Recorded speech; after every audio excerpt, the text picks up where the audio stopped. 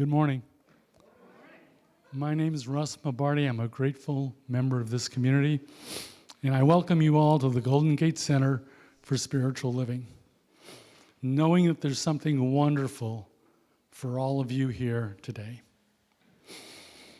Please stand up and sing the opening song.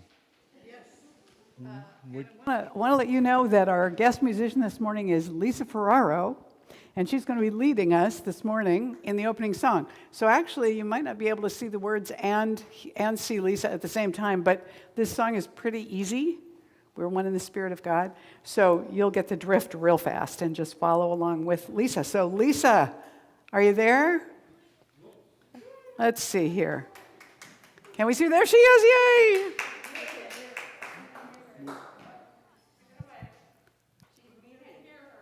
Let's see, she's not muted, but I am, but that shouldn't hurt anything.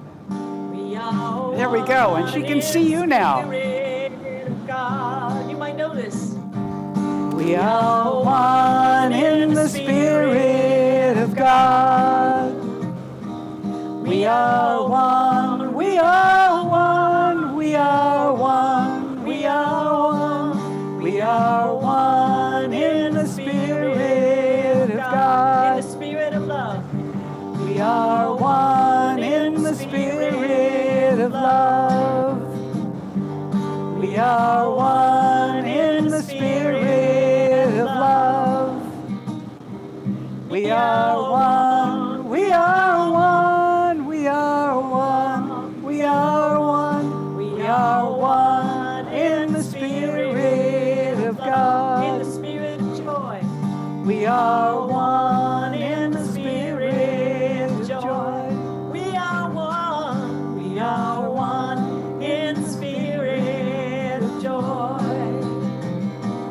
We are one, we are one, we are one, we are one, we are one in the Spirit of joy. In the spirit of God.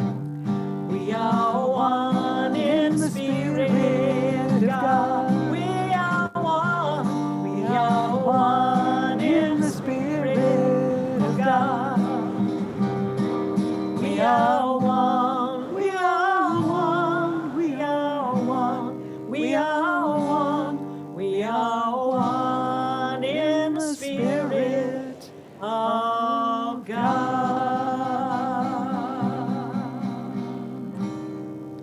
All right. Yes.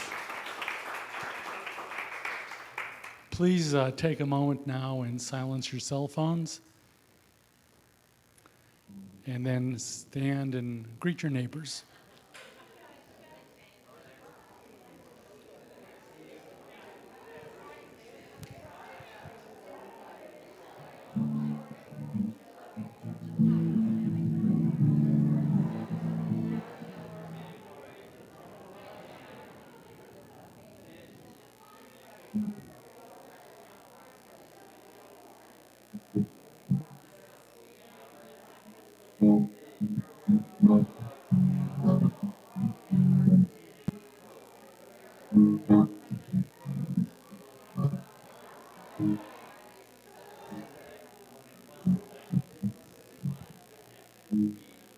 Okay, please be seated.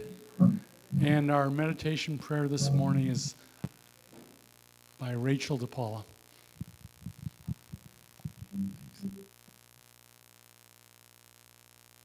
With Lisa. Here we go. Getting you into that beautiful space of sacred love, infinite possibilities in this experience of light. I invite you to sing sacred from your heart. So sacred, so secret, so precious, this love. So sacred, so secret, so precious, This love so sacred, so sacred, so secret, so precious. This love so sacred, so sacred, so secret, so precious. This love I will share, I will share, I will share, I will share, I will share, I will share this love so sacred, so secret, so precious. This love so sacred, so secret, so precious. This love I will share, I will share, I will share, I will share, I will share, I will share this love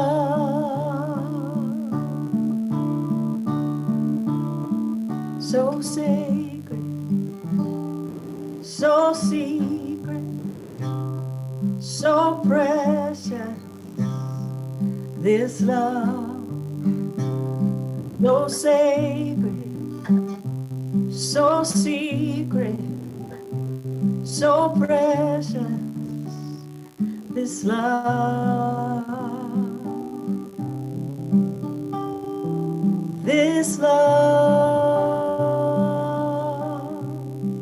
love, love, love, love, love, love, love.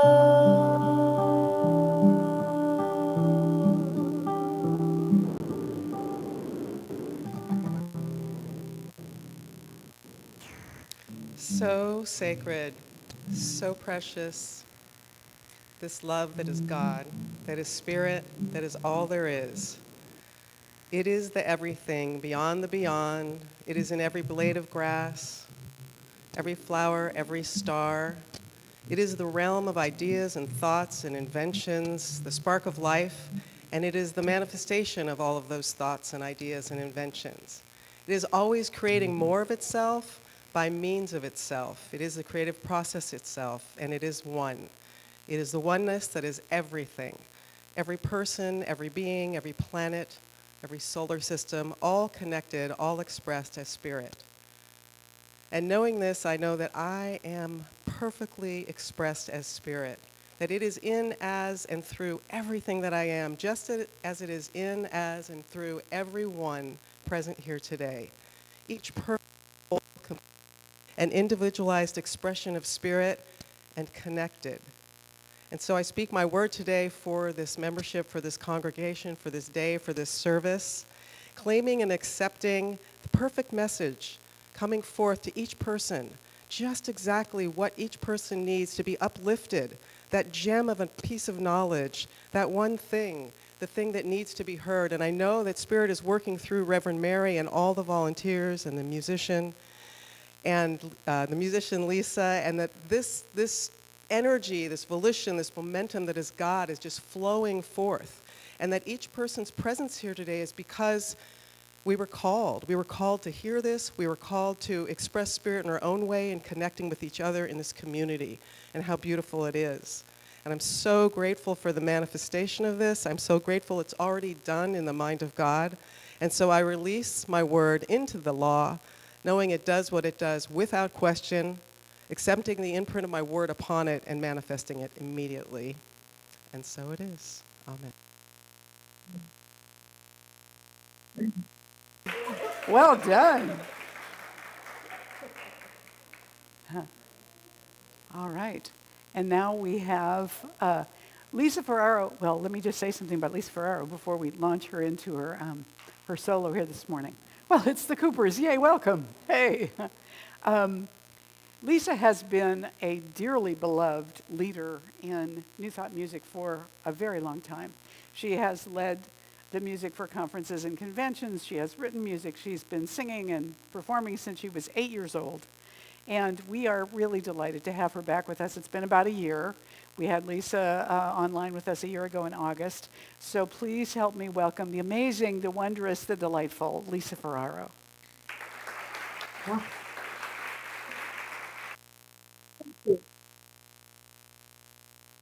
well, thank you for that really warm introduction. I really appreciate it. I appreciate all of you and the way we get to co-create together. I'm going to share a song with you today inspired by the poetry of Rumi. It's one of those Rumi tunes we recorded several years back, but it's the Sufis believe in worlds, and it's actually vibrational dimensions is actually what it boils down to. But the world of lovers is the one that goes on, and so we're encouraged to be those light workers, the beauties that you are, and bringing more love in the world. So if just let this song rest on your hearts.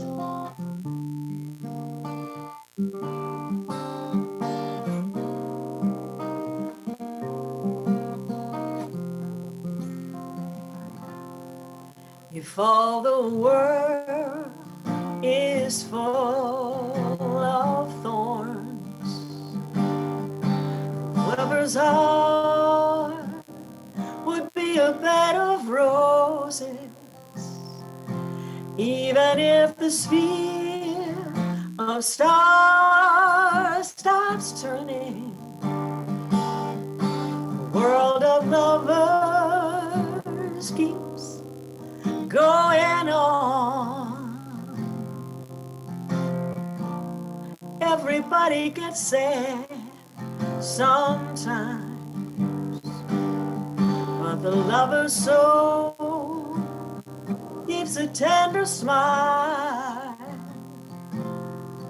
Give the lover an unlit candle, she'll awaken it with her own light. If all the world is full of thorns, lover's heart would be a bed of roses. Even if the sphere of stars stops turning, the world of lovers keeps going on. Everybody gets a little sad sometimes, but the lover's soul keeps a tender smile.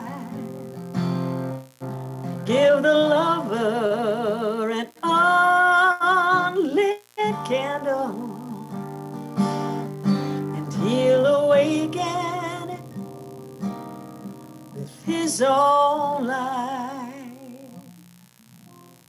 If all the world is full of thorns, the lover's heart would be a bed of roses. Even if the sphere of stars stops turning, the world of lovers keeps going on.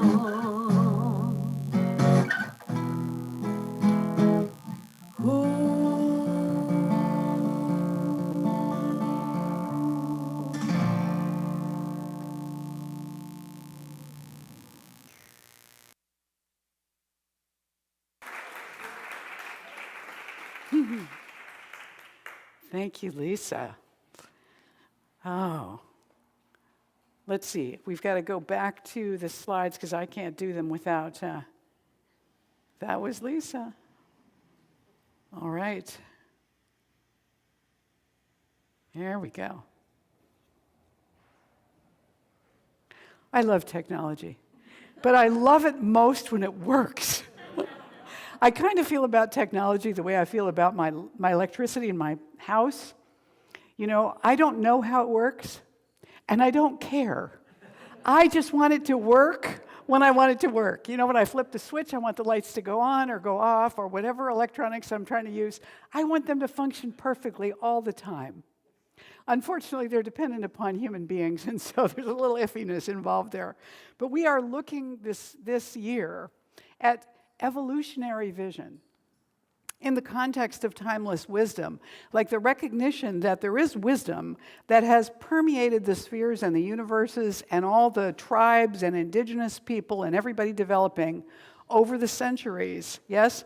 And at the same time that all that ancient wisdom has collected, there's always new evolutionary vision coming forward.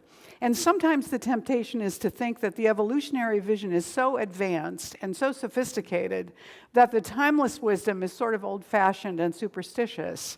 But what we're looking at really is the truth of what's underneath all of it that links it all together.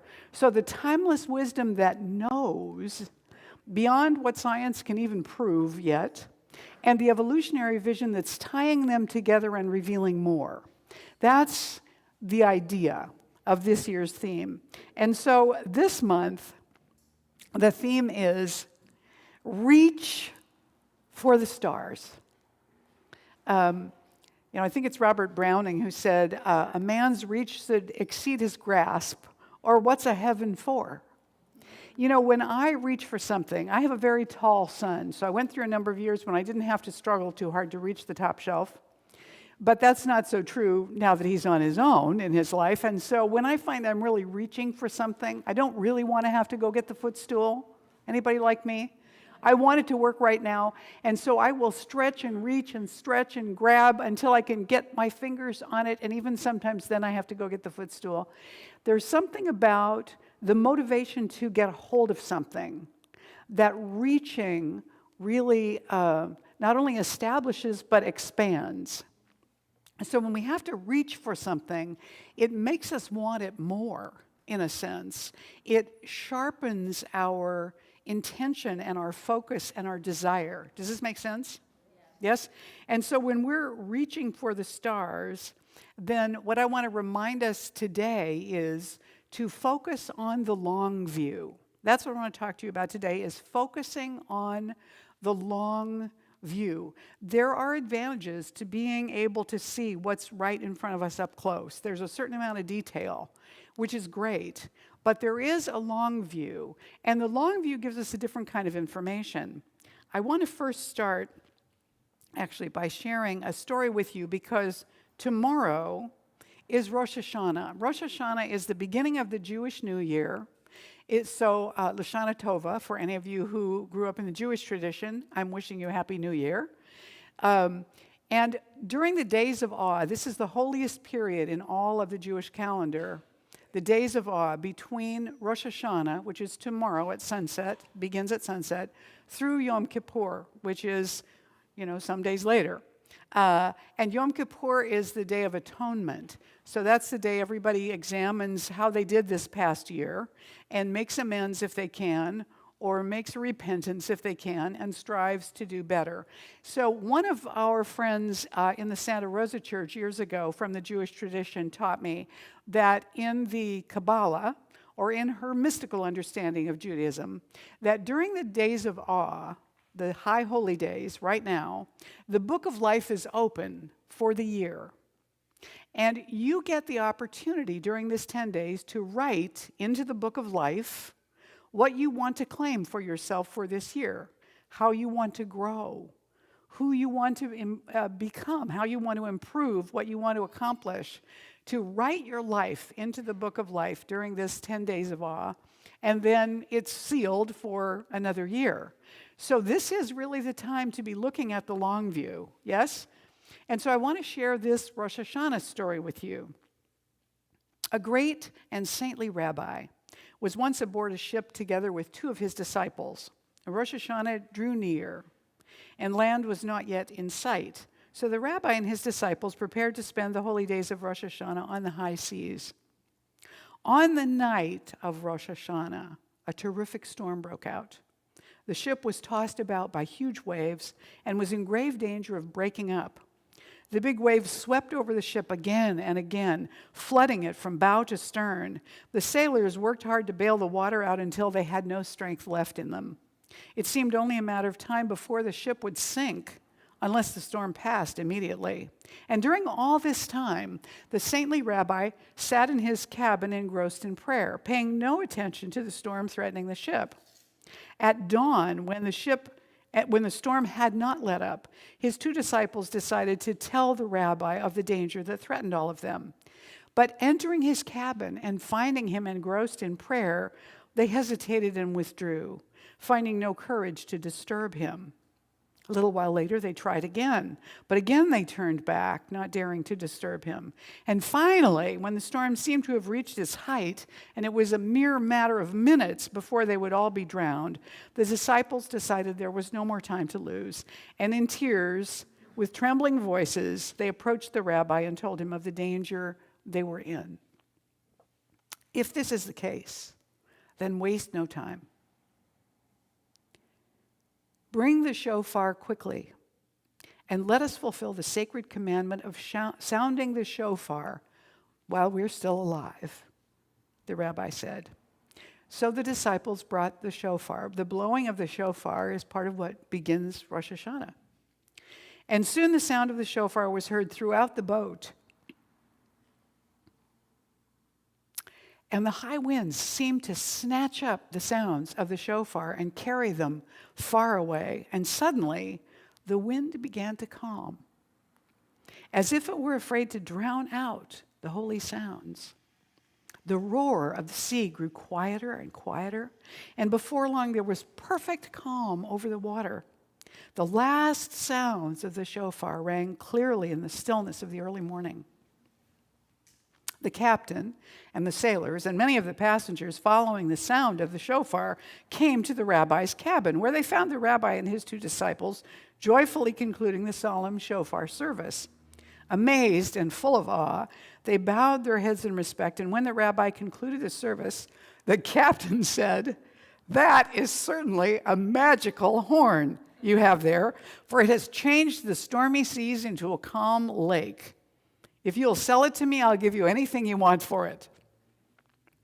And the rabbi smiled and answered, "No, my friend, this is not a magical horn, but a shofar, a simple ram's horn, which we Jews are commanded to sound on the solemn days of our new year.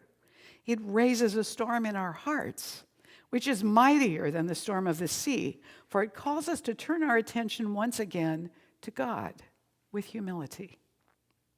I did not know, the rabbi continued, that it would save us all. All I wanted to do was fulfill one more divine commandment in the last moments of life left to us. But God is merciful and spared us all. So the story of Rosh Hashanah is the story of a miracle. This particular story is the story of a miracle that takes place because of the rabbi's faithfulness and the sound of the shofar, that there was a view he was holding, not to the immediate emergency of the moment, but to the long view of commitment to the divine that was greater in his heart than what was going on in the appearances and the conditions of the moment. Does this make sense? So he was moving his attention from a very compelling, immediate, short focus of what was right in front of him to the long view of the infinite. Now, when we have the short focus going on in our lives, there are advantages to that. I mean, it does give us a lot of detail, but it does give us limited information. It does lack certain historical context and references. So we find that we're guessing a certain amount what the meaning of a particular situation is, or we're making assumptions, or we're making stuff up because we're actually lacking full information. We're so focused on what's right in front of us. Lots of rich close-up detail, but not much context, right, for the whole. So when we shift to the long view, what happens is we have a little less of the granular detail, but we have a lot more context. Now we have even possibly historical reference to what's going on, because as you look out into the sky, up into the stars, what you're really looking at is the past. Because it took that light a certain amount of time to arrive at where we are. And as it traveled, where it came from, things might have changed. So what we're witnessing is what was in the sky in the past, not really right now. So looking off into that distance, we have a certain historical reference, as well as a larger context for what's happening in our, in our appearances of the moment. So there are a lot more possible meanings that are available. A lot of times in the world, when we're in the midst of a challenge or a crisis, we begin to look at that as if there are limited options. You'll a lot of times hear people say, I had no choice. I had no choice. That's never true. What's true is we don't like the choices. We don't like the other choices that are available. I had to spend this money now to do this because my alternative is to do without it. And so that's not a choice. Why? Because I don't want to do without it, right? It's not that we don't have a choice. It's that we don't like the choice that's available because we think we understand that we're not going to like that choice. So we don't want to go there. We can't see a larger view of what value might exist within that more difficult choice. Are you with me here so far? The long view somehow also will take a certain amount of juice out of that I have no choice idea, because it begins to reveal to us a broader picture with more possibilities. So we might have other people's perspectives involved in that. We step back from the immediacy of it to perhaps hold it in a larger context where this particular very upsetting thing that's happening, when we think of it in the context of our whole life, doesn't look as important all of a sudden. And we have a sense that we could let go being so worried about this. So we sometimes see that there are options then to panic now, which is the mode that we sometimes want to go into when we're in the midst of something that looks like a crisis. Epictetus, who was a Greek Stoic philosopher, said, people are not disturbed by things, but by the view they take of them. So it's not the actual crisis that is the problem. It's our perspective, our point of view, the meaning that we give to that crisis that upsets us or that causes the problem.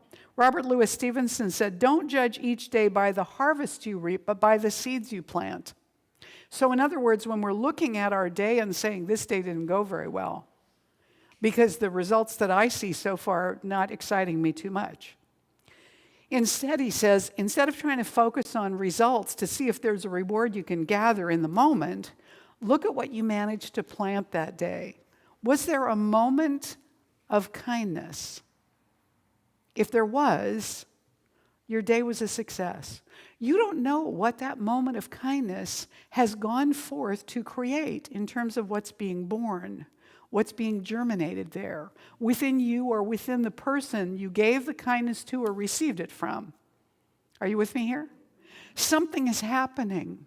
Something alive is happening there. And that may be more important than the fruit you got to pick from this particular day. In fact, it may be producing a great deal more than we can see at the moment. So we're focused on what we plant today. Chris Pine, the actor, who plays Kirk in the Star Trek movies, and he's played a whole bunch of different stuff. Good guys, bad guys, weirdos, everything.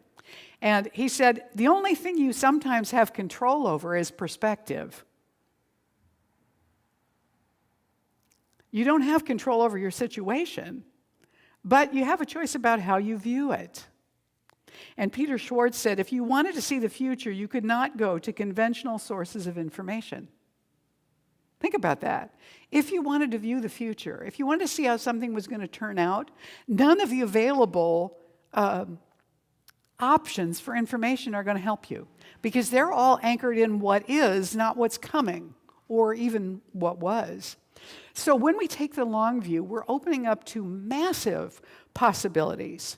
The possibilities that exist in what's yet unseen. There's so much more available for us in the mystery than there is in the known, right? The known is the comfort zone. It's small. It feels manageable. It isn't, but it feels manageable, right? When we get into the large view, the long view, we have less and less control over the long view. The only thing we have control over is our response to that, our inner atmosphere toward that. So Archbishop Oscar Romero said, it helps now and then to step back and take the long view. The kingdom is not only beyond our efforts, it is even beyond our vision. So we're moving into this place where instead of thinking that if I just had control, I would be able to be calm. If I just had control, I would feel safe. If I had control of this, I would feel happy. But you know what? Those two things are not necessarily connected to each other. It is possible to feel calm and not have control. It is possible to feel calm and not understand. It is possible to feel calm just because, without all those extra pieces where we say, I'd be happy if, or I'll be happy when, where we put it off onto something conditional.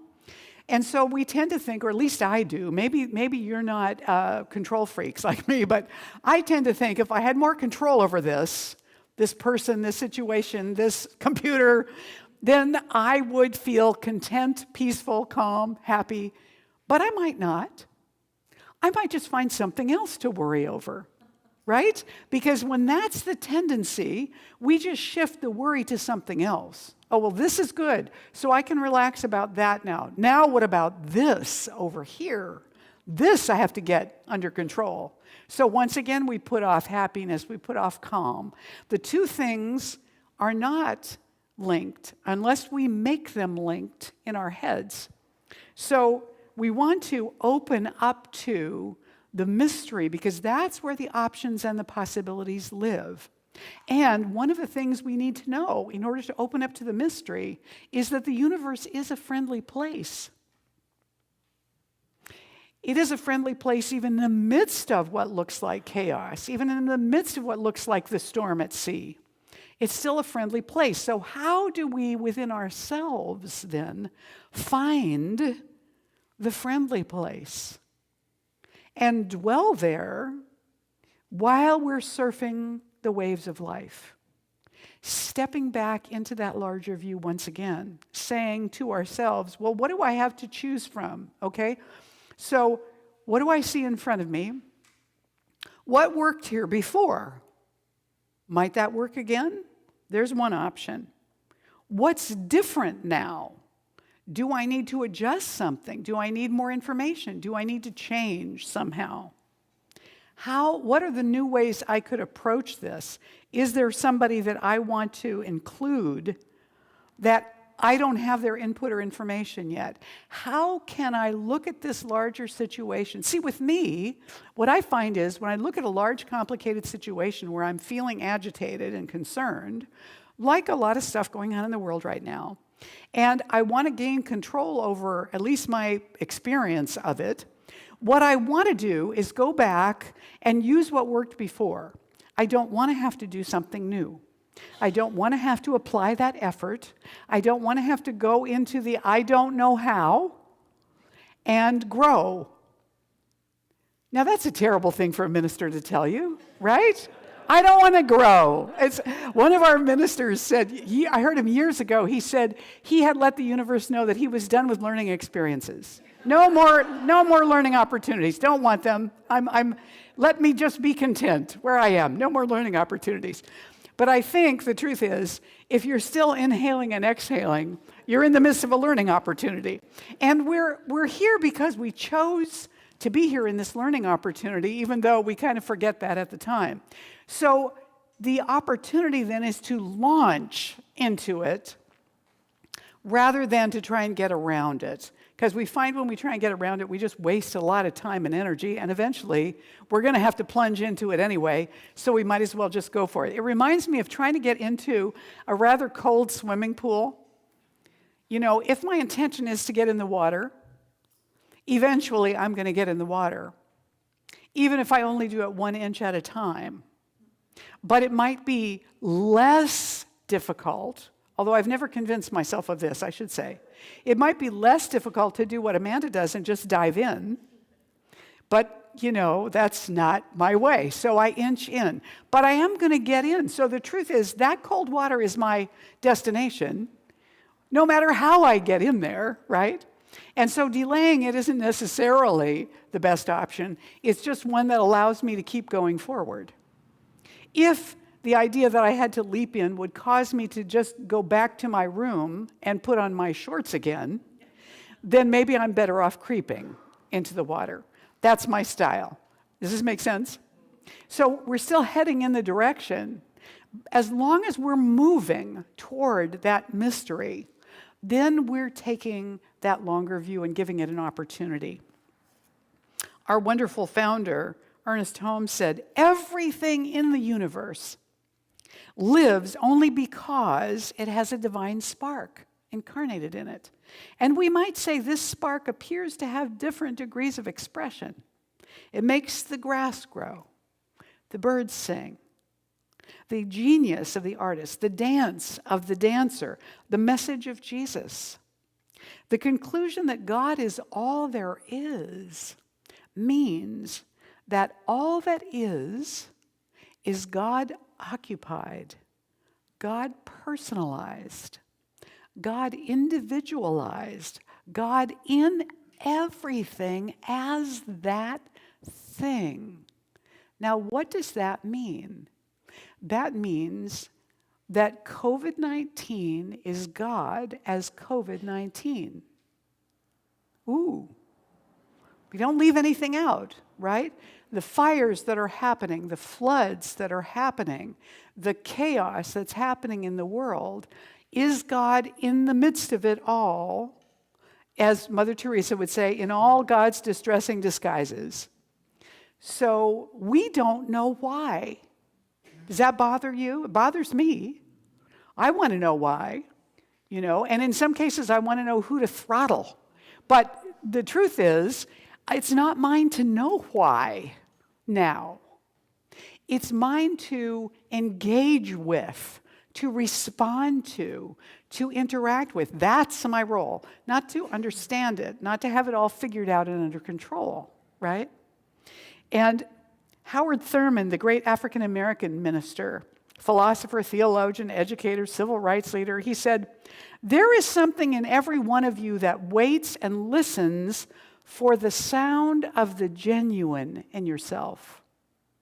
It is the only true guide you will ever have. And if you cannot hear it, you will all spend your days on the ends of the strings that somebody else pulls." But that's not our destiny here. That's not what we're here for. We're here actually to step into that incredible newness. You know, I was saying that I like to be comfortable. I like to do what I did before because I know that it worked. I want to go back to that. And yet that's not entirely true because I get bored. There's part of me that's curious. There's part of me that wants to experience the new, that wants to go take a look at it and taste it and feel it and explore it and see how much of it I can grasp or understand, right? I just want to be in control of when I step into the unknown and what unknown I step into. Well, guess what? As a human being, that's not necessarily completely my option. The unknown is here in all of its vast immenseness for me. And my choice is, do I want to take the short view right up close over what I think I can control, even though that's not really true either? Or am I willing to sometimes expand out into that longer view that takes into consideration all of the complexity and the mess and the other people and the possibilities that are available there? I think that's the world I actually want to be in. that more messy, more complicated, more beautiful, more amazing, more surprising, miraculous world. And that's outside my comfort zone and yours. So in taking the long view, we're taking a risk. We're actually entering into the newness, and the newness is always possible because of who we are, who we really are. See, this whole mystery, with all of its complexity and messiness, that's the real truth of who we are. So each one of us has that much more to learn about ourselves as we do about the entire universe. And when we stay focused on who we think we are already as an adults, because by the time we get to be adults, we think we know who we are and what our capacities are and what we're going to accomplish or do or try. Well, what about surprising ourselves? Because I'm guessing that what we know about who we really are is pretty small. And here we are in this vast school with this huge opportunity to discover more. There's some secret. I'm going to go out on a limb here and make something up entirely. I have no idea if this is true, but I think it might be, so I'll say it. I'm going to go out on a limb here and say, in every single one of us, there is a miracle and a promise waiting to be revealed. There's something that we have not yet seen, we're not aware of, we don't know is there, and it's going to show up in our lives, and it's going to invite us to accept it, to explore it, to own it, to become it. And it's part of what we came for. So when it shows up, it will scare you because it won't be something that's familiar and you won't know what to do with it. I'm going to have to go back and listen to this talk now because this will happen to me. And I'm going to say, why did I say that on Sunday and open myself up to this? But when we open up to that mystery for more, that's the universe will deliver it, will deliver the more to us. And so I want to conclude with a story today that actually comes from Leo Tolstoy about a king. And it was a king who decided that he could, if he knew the answer to 3 questions, he could set it up so that he never made a mistake again. So what he felt he needed to know was, what was the right time to take any action? Who were the most necessary people for him to pay attention to in that instance? And what was the most important thing to do? Those were the 3 things he wanted to know. What was the right time, who were the right people, and what was the right thing to do? And so he put the word out to his kingdom that he would give a reward to anybody who could answer those 3 questions for him. And so wise people came from far and wide to weigh in on this. The problem was they all had completely different answers for these 3 questions. And they ranged from the sublime to the ridiculous. So he didn't agree with any of them because they were all different. And so he didn't give the reward to anyone, but still wanting the answers to those questions, he decided he would go and consult a hermit who lived nearby in the woods and was reputed to be very wise. But the hermit, who never left the hermitage area, only saw the common folk. And so the king, dressed in his simplest clothes, he and his bodyguards rode out to a particular area, and then the king left the bodyguards and his horse behind, and he proceeded on foot to where the hermit lived.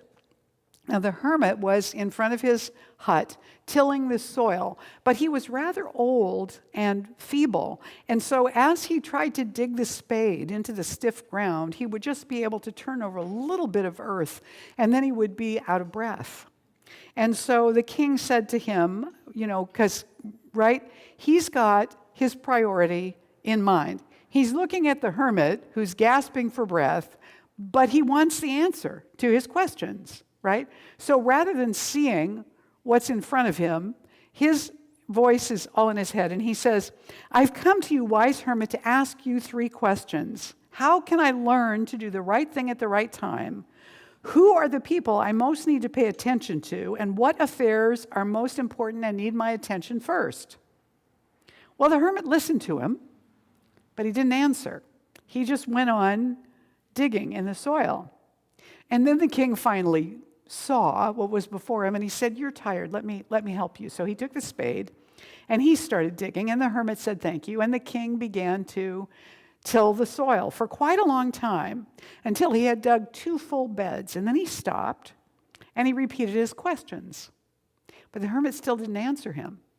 Instead, he reached for the spade and said, "Rest a while now and let me work." But the king didn't do that. He went back to digging for an hour, and then another hour, until it began to get dark. And the king finally stuck the spade in the ground and said, "My friend, I came to you for answers to my questions, but if you can give me none, just tell me that and I'll be on my way." And at that, the hermit interrupted him and said, "Somebody's coming. Let's see who it is." And they turned and saw a bearded man running out of the wood with his hands clasped over his abdomen and blood gushing through his hands. He ran to them and then fell fainting to the ground, moaning. And the king unfastened the man's clothing, and there was a large wound in the man's stomach. So the king immediately washed it and bandaged it with his own handkerchief and with a towel that the hermit had given to him. But the wound would not stop bleeding, and so the king kept washing it and dressing it and washing it and dressing it, again and again, washing away this warm blood, taking away the bandage and replacing it. And finally, the blood stopped flowing. And the hermit and the king carried the bearded man into the hut and laid him down on the bed, and he became still. Meanwhile, the sun had set, the evening had become cool. The wounded man asked for water, the king brought it to him. And then the king was so tired himself that he sank down on the doorstep and fell asleep. And he slept right through the night. He was so exhausted from all the digging he had done. And in the morning when he woke up, it actually took him a while to figure out where he was and who was this strange man with tear-filled eyes gazing at him from the bed. "Forgive me," the man said in a weak voice. "I don't know you. I have nothing to forgive you for," the king said. "You may not know me, but I know you. I swore revenge on you because you executed my brother and stole my property. You seized my property, and I knew you had gone alone to see the hermit, and I resolved to kill you on your way back. But the day passed, and you did not return. When I came out from my ambush to search, I came upon your bodyguards who recognized me and wounded me. I escaped them, but I would have bled to death if you hadn't dressed the wound. I wanted to kill you, and you saved my life. If I live, and if you wish it, I will become your faithful servant and will bid my sons to do the same. Please forgive me." The king was glad to have made peace with this enemy and gained him for a friend. And he not only forgave him, but promised to restore his property and to send his own servants and physician to attend to him. And then the king went out onto the porch to search for the hermit, because before leaving, he hoped once more to press the hermit for the answers to his questions. And the hermit was on his knees sowing seeds in the soil that had been tilled the day before. And the king said, "For the last time, I pray you to answer my questions, wise man." And the hermit looked up at him and said, "But you've already been answered." "What do you mean?" asked the king. "Don't you see?" replied the hermit. "If you had not dug these beds for me yesterday, but had gone your way, that man would have attacked you, and you would have repented leaving without helping me. So the most important time was when you were digging the beds, and I was the most important person. And to do me good was your most important business. Afterward, when the wounded man ran to us, the most important time was when you were attending to him.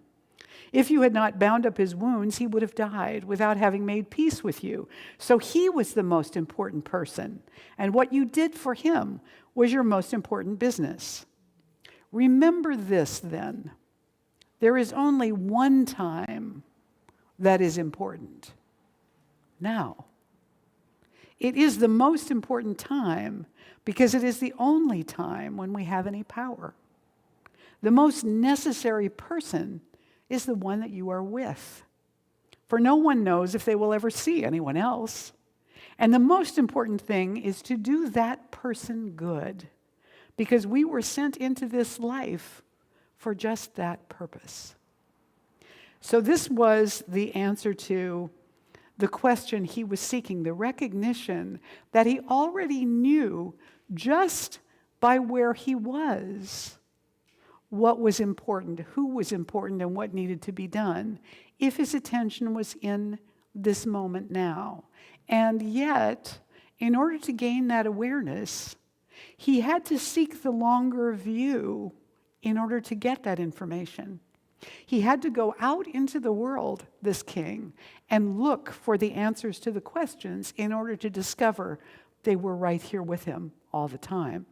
So the long view helps give us that broader context that allows us to see more than the panic of the immediate situation sometimes does when it's distressing.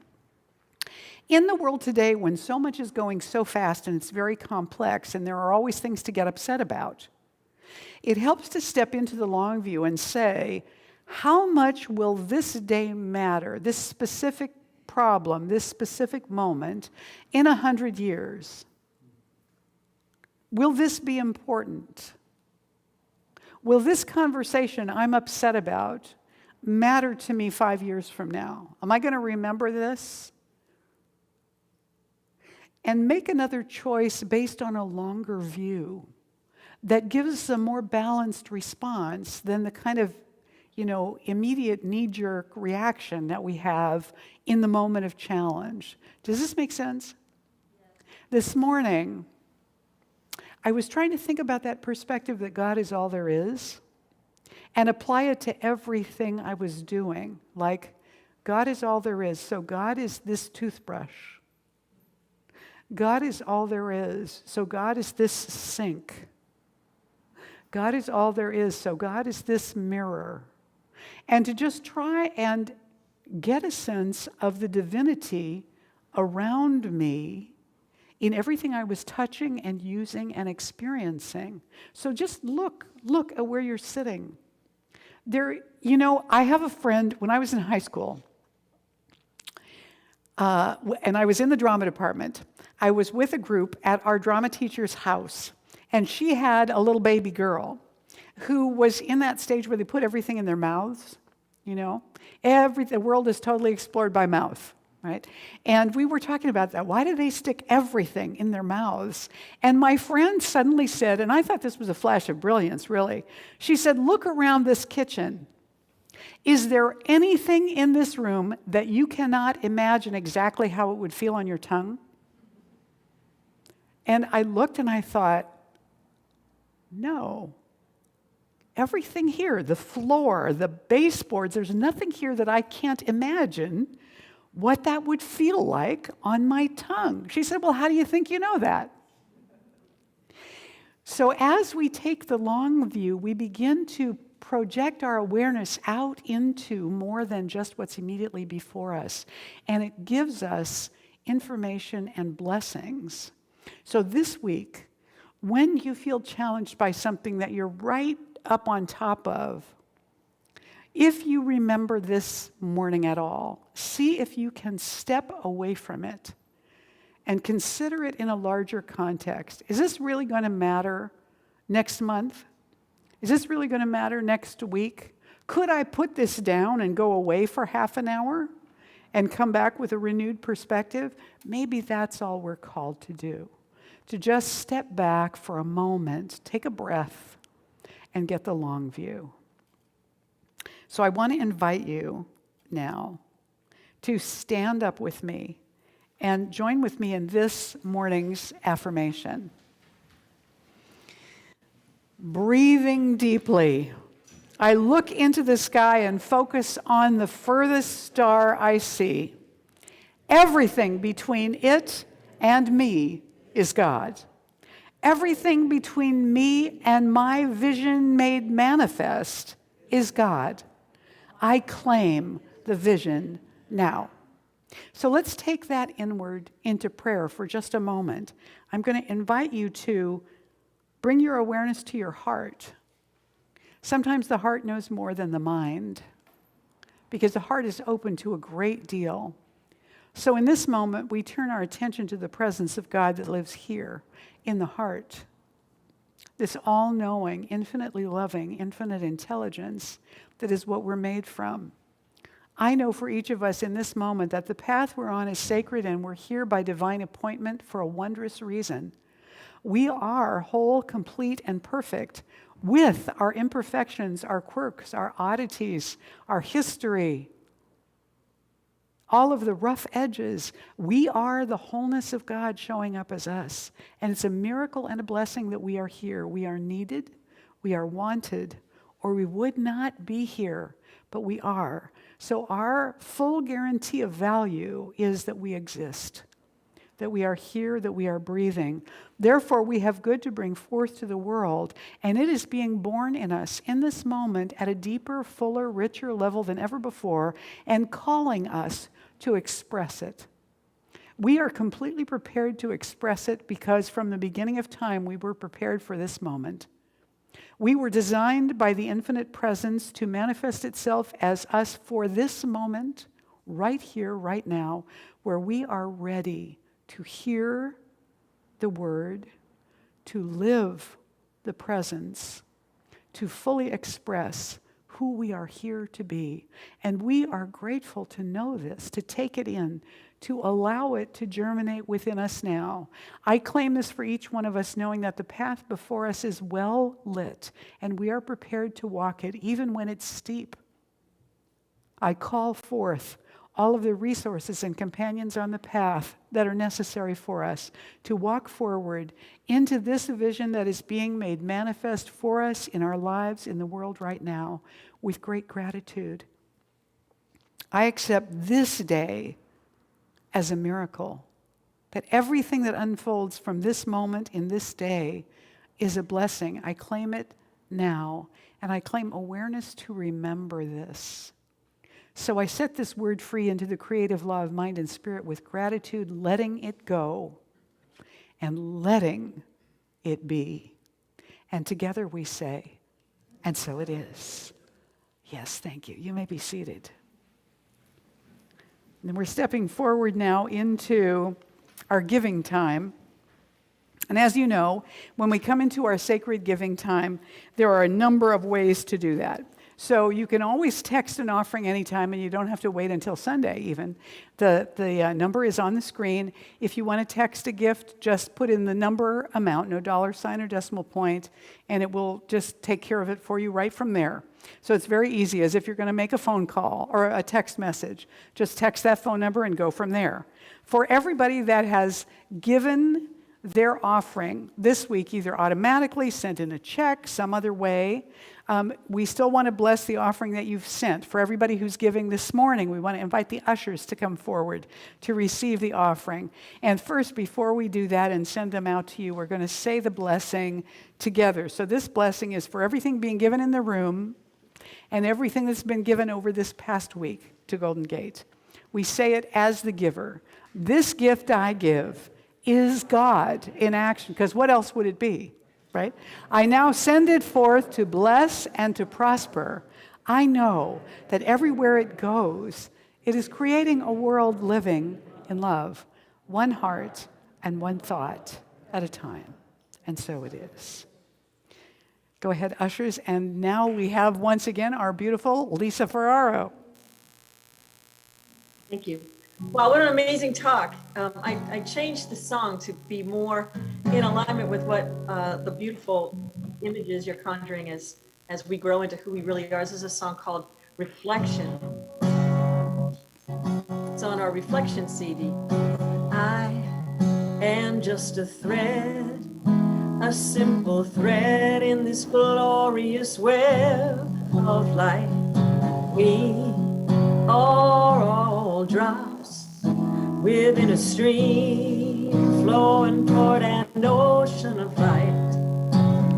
We may forget where we come from. We may forget where we're going to. I might not see that you're a reflection of me as much as I'm a reflection of you. I blessed seed with eternity unfolding in me. And I pray that as I grow, I will reveal the love that illuminates my soul. When I remember where we come from, when I remember where we're going to, then I can see that you're a reflection of me as much as I'm a reflection of you.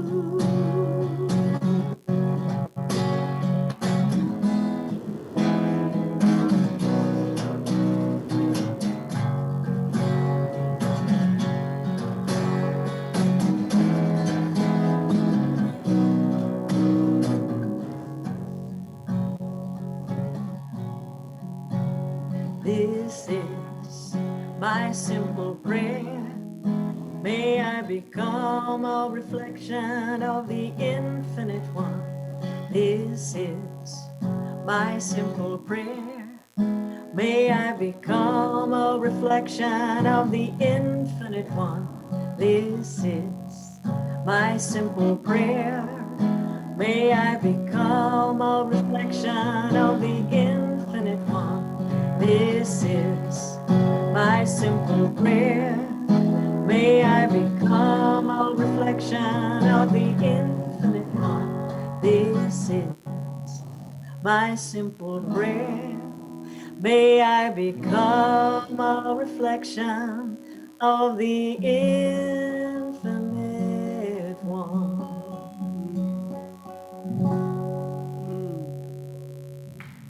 Woo!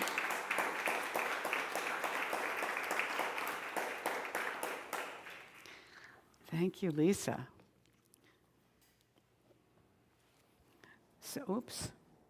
So now, on behalf of Golden Gate Center for Spiritual Living, we do all of us lovingly now accept these gifts with great gratitude and send them out into the world to create blessings everywhere they go, beginning right here with us. And so it is. All right. So I'm going to go back to, I need your help now, William. Go back to announcements. Yay! If you are with us for the very first time this morning, there's a welcome table right back at the back of the room here with information on it for you and welcome packets. Galen's holding one up. They say welcome on them. They have a blue card inside that says welcome. If you fill it out and leave it with Galen back there, we'll give you a gift, which is a little book. That's our thank you for you being here with us this morning. And you can ask her any questions. She knows the meaning of the universe and everything, so just ask Galen, as well as where the bathrooms are. So you feel free to ask questions and to pick up any information back there. We look forward to having you with us often in the future. I want to thank everybody who took on this morning to bring it about. Russ Mabardi stepped in for Rick Walt this morning as our morning welcome man, bless his heart, at the very last minute. I really appreciate that. So I want to thank all of these people, and especially Jim Homa on sound this morning too, because because I thought we had Dana on sound, because I'm just guessing, basically, when I put this together. And so Jim had a bunch of extra stuff to do this morning, and he did great with all of it. So I want to thank you all very much for that. Next, how many of you have a birthday this month in September? Please stand. Stand up if it's your birthday. Stand up if it's your birthday. Your birthday in September, okay? Happy birthday to you. Happy birthday to you. Happy birthday, dear September. Happy birthday to you. This Thursday is the Extra Edge with Reverend Sarah, and the topic this month is You Know What Works. So she's going to be invoking all the wisdom that you already have within you. That's this Thursday on Zoom from 8 to 9:30. You can find the Zoom link on our website calendar for this coming Thursday. Also, today is the last day to get the early bird registration for the Foundations class beginning on the 21st with me and Rachel and Suzanne Dubois. So if you're interested in Foundations, today is the day to register if you want to get that early bird discount. Otherwise, it's going to go up starting tomorrow. And you can email administrator@ggcsl.org to let her know that you would like to register so we can get you set up. Also, every single week, we have on our table over here the prayer box. It's available for your prayer requests, written prayer requests, and the practitioners will pray over that for a full week. Would you guys, practitioners, would you surround the room and would you bring me the box? There's also an opportunity that I really want to invite you to take after the service. Our practitioners at the table are available, thank you, Rachel, every week to pray with you after the service. That's what they're trained to do, and this on Sundays is their gift. Yes, you can make individual appointments with them at other times. Those are our regular sessions that are charged for, but these after the service are their gift to you. They're for free. You can bring your challenge, your concern. The practitioner will take you to the prayer space downstairs, and they will sit with you and do a prayer. It's really worth taking the time to do that. So I encourage you, if you have the time, make sure and get yourself a prayer for whatever's going on in your life right now before you leave. All right? And so now we're going to enter into our closing prayer time. So I invite you to take a deep breath and feel the vibration of this space, the people in it, the love that's represented in this building for all the activities the Masonic Center has done, is doing, will do, that we're entering into that energy of service and making this our sacred space. We're so grateful for this beautiful place, for this sacred space to hold us, to bless us, to provide us with a sacred home, to commune together with one another and with the divine presence. So we bless this room and everyone in it. We bless everything that's done here and all the people who come and go. We bless all the Masons who are connected to this building, and we thank them and the space itself for being a welcoming, uplifting, light-filled, joyful home of spirit for us. We take in the blessing with great gratitude and let it strengthen us for the day and for the week as we go forward with stamina, with joy, with vision, with enthusiasm, taking big bites of life and letting it reveal more and more of the miracles to us that are for us right here, right now. With great gratitude, I claim this for all of us now, and let it go into the creative law where it's already being manifested, and into the heart of God where it never was anything but the truth. So I let it go and let it be. And together we say, and so it is. Please stand and join me for the benediction and the closing song. Rachel, can I give this back to you? Thank you, dear. All right. And so we say this together. I now walk so that whoever walks beside me dwells in the presence of God, and whoever places a hand in mine is lifted, and whoever thinks of me is illumined with God consciousness. For spirit and all people and I are one eternally. And so it is. And our closing song is, We Are the Light. So the whole song is, we are the light, we are the light, we are the light of the world. I trust in me, I trust in you to shine. That's basically it. Lisa's going to lead us in it, but I wanted you to see the words before we turn it over to her. And off we go. So Lisa, take it away.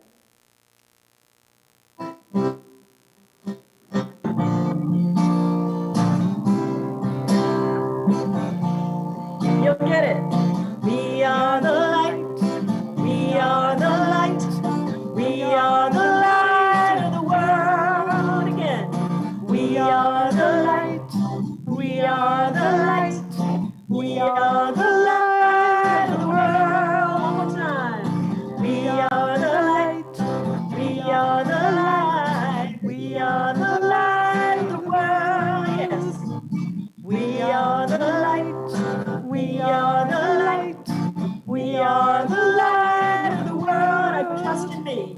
trust in me. I trust in you. I trust in you to shine. We are the light. We are the light. We are the light of the world. We are the light. We are the light. We are the light of the world. I trust in me. I trust in me. I trust in you to shine. We are the light. We are the light. We are the light of the world. We are the light. We are the light. We are the light. We are the light of the world. And what lights do they shine? Shine